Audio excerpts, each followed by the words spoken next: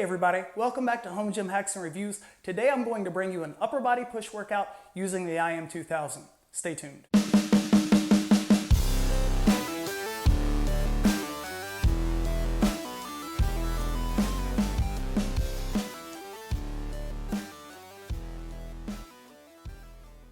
Before I get started, I want to say I sincerely appreciate everyone who likes, comments, and subscribes to this channel. I appreciate all of your support. You can also find me on Instagram at Home Gym Hacks and Reviews. In my last video, I showed a sample upper body pull workout using only the IM2000, so check that video out if you haven't seen it. I hope today's video and the previous one is helpful to anyone who's thinking about getting the IM2000 or who has the IM2000 and just wants to see someone else use it. I am a big proponent of low volume, high intensity, high frequency training, and a lot of my training principles are based off of Dante Trudel's DC training. As part of my warm-up, I'll do one set of really slow and controlled push-ups between the dip handles.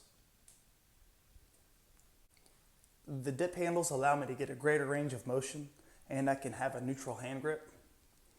My first exercise is going to be a very slight incline press, just with the weight of the bar to make sure the bench is in the correct position.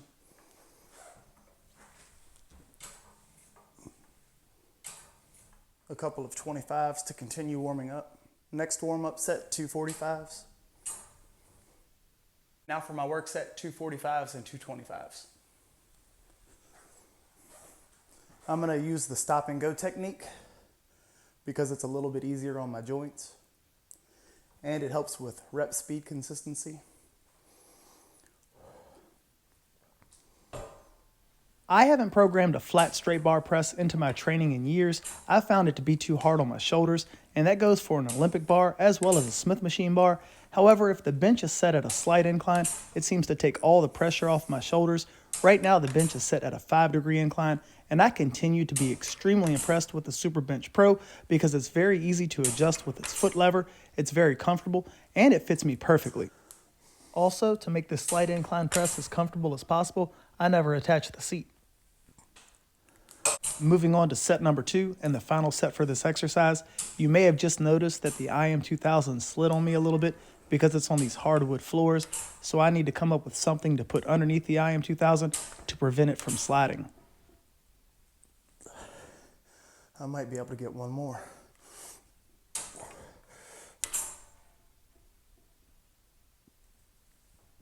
And I'm going to stop on the negative.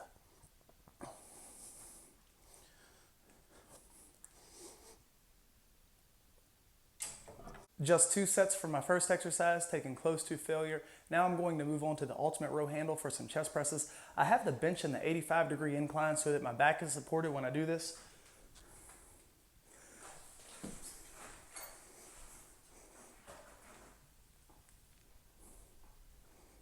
Now for my first work set, 225s. If you don't have the space for a functional trainer, the ultimate row handle may be the next best thing. Here it feels like each arm is working independently of the other. However, I am using a single pulley. The bar's 15-degree angle makes it possible to do chest presses and pec flies without the bar hitting your back. It does have a rating of 250 pounds for cable use and 350 pounds for Olympic bar use. Of course, the ultimate row handle can be used for rows and pull down variations and even tricep exercises, which I'll show in a little bit. It has 8 adjustment holes and 2-inch increments, so it is highly adjustable and highly customizable. Another nice feature of doing this exercise with the ultimate row handle is that I have tension on my pecs as my arms adduct to the center line of my body. I got 15 repetitions on that first set, so this weight is a little bit light for me, so next time I'll go up with a 2.5 on each side. Now I'm moving on to set 2. And the final set for this exercise. I can say after that last set, I have that pump going on, so I've got a lot of blood here in my chest, shoulders, and triceps. So I'm off to a good start today. Set number 2.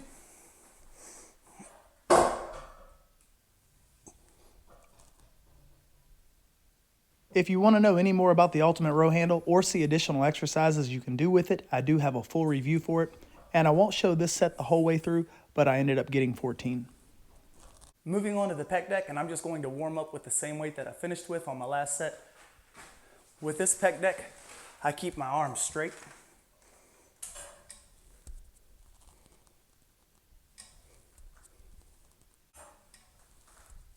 Warm up set number 2, 245s.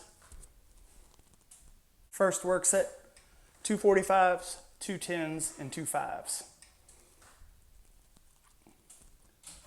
Trying to get a good squeeze here at the ending of the movement. The Ironmaster pec deck attachment has a 2-to-1 pulley ratio with a max weight capacity of 350 pounds. I haven't tried to go that heavy on this, and I probably can't. However, for the Titan Fitness Pec Fly machine, I can easily meet that machine's max weight capacity at 300 pounds for a lot of reps. I won't show this set the whole way through, but I got 16. 16 reps on set number 1, now moving on to set number 2 and my final set for the pec deck.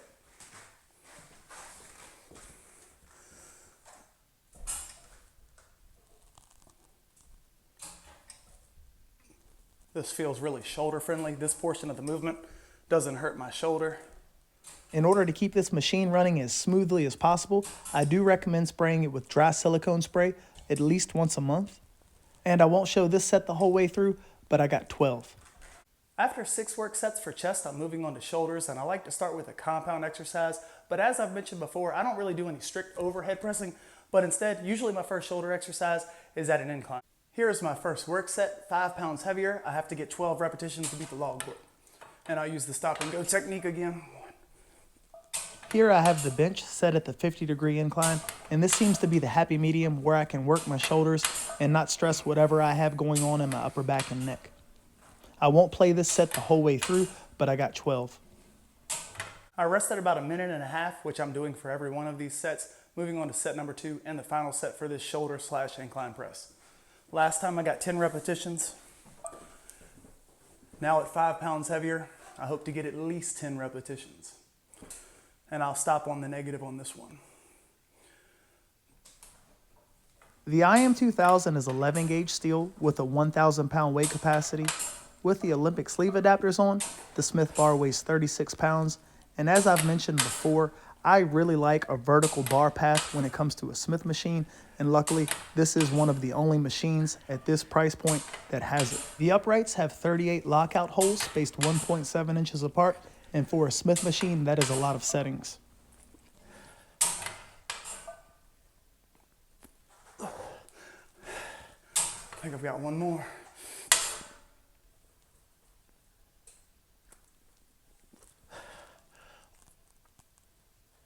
I'm just going to do one set of this one arm overhead press, starting with my weak side. I won't show these sets the whole way through, but I got 11 for both arms. Next up, I'm going to do some banded lateral raises with my revolving handles and some bands from Elite FTS.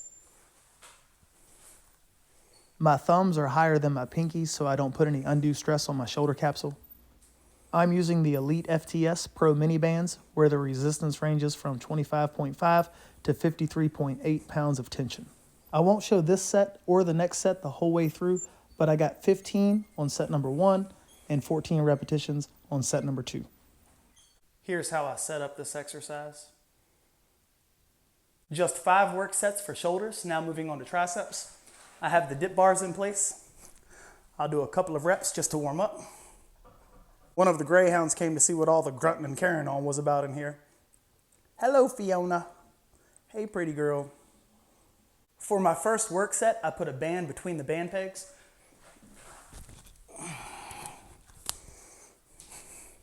The band offers eccentric overload to this exercise and some additional resistance at the top of the movement where I'm strongest.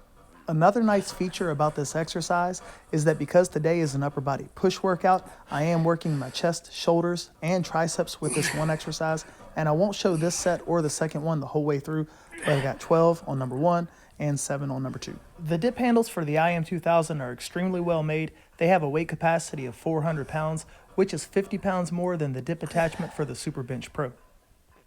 Here's how I set up the band.